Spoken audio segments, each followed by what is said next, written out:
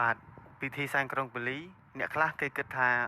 គឺជាពិធីសែនព្រេនដែលសាមញ្ញធម្មតាប៉ុន្តែសម្រាប់ខ្ញុំ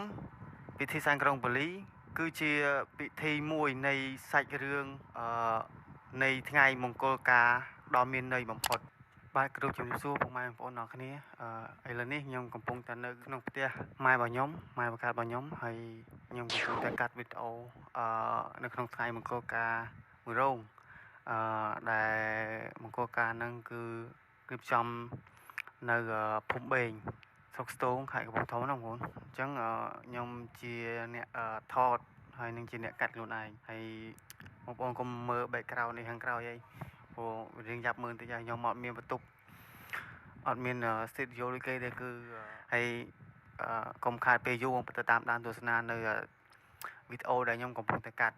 អញ្ចឹងចាប់ផ្ដើមកម្មវិធីដំបូងគឺកម្មវិធីសែនក្រុងពលីមុននឹងសែនក្រុងពលីគឺមានលោកអាចារ្យកើតជាអ្នករៀបចំចាត់ចែងនៅក្នុងកម្មវិធីហ្នឹងអញ្ចឹងខ្ញុំជាជាងថតគឺគ្រាន់តែលោកអាចារ្យចាប់ផ្ដើមរៀបចំកម្មវិធីខ្ញុំគ្រាន់តែជាអ្នកថតឯកសារហើយមុននឹង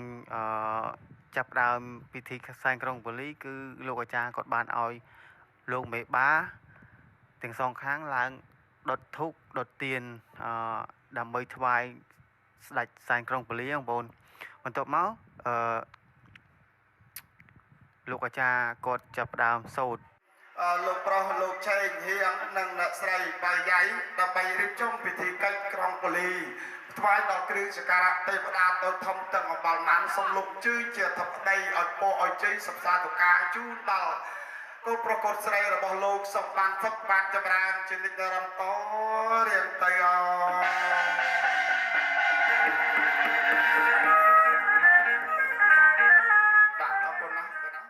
នៅចុងបញ្ចប់កម្មវិធីគឺលោកអាចារ្យគាត់បាន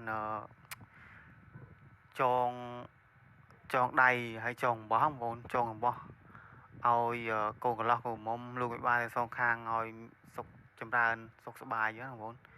អញ្ចឹងវីដេអូខ្ញុំគឺមានតែប៉ុណ្្នឹងឯងហើយបើសិនជាបងប្អូនស្រឡាញ់ចូលចិត្តបងប្អូនជួយ follow ឬក៏ពេញចិត្តខ្ញុំបងប្អូនអាចតាក់ទងតាមលេខនៅខាងក្រោមបានហើយខ្ញុំនឹងចេញវីដេអូកម្មវិធីបន្តទៀតក្នុងកម្មវិធីមង្គលការមរង